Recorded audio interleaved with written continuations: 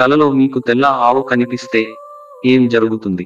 కలలో ఈ జంతువులను చూస్తే రాజయోగం, అదృష్టం తలుపు తడుతుంది. అలాగే కుటుంబం, సామాజిక జీవితంలో మీరు విజయం సాధిస్తారని అర్థం చేసుకోవాలంటున్నారు. అలాంటి వ్యక్తులు జీవితంలో ప్రతి విషయాన్ని ఆత్మవిశ్వాసంతో పరిష్కరించుకుంటారు. ఆపదలు వస్తే పోరాడుతారని స్వప్నశాస్త్రం చెబుతోంది.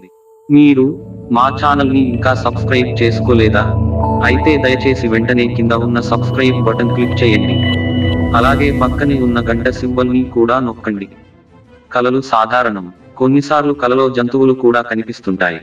అలాంటి వాటిలో కొన్ని జంతువులను కలలో చూడటం చాలా శుభప్రదంగా చెబుతారు. స్వప్న శాస్త్రం ప్రకారం ఒక వ్యక్తికి కలలో ఆవు కనిపిస్తే అదృష్టంగా చెబుతారు.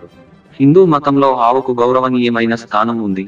అలాంటి గోమాత మనకు కలలో కనిపిస్తే చూస్తే అది శుభ సంకేతంగా చెబుతున్నారు. కలలో ఆవును చూడటం అంటే దేవుడు ఆ వ్యక్తికి తన ఆశీర్వాదాలను ప్రసాదించబోతున్నాడని అర్థం.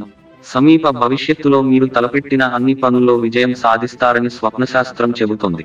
అలాగే ఒక వ్యక్తి తన కలలో ఏనుగును చూసినట్లయితే అతనికి మంచి రోజులు వస్తున్నాయని అర్థం.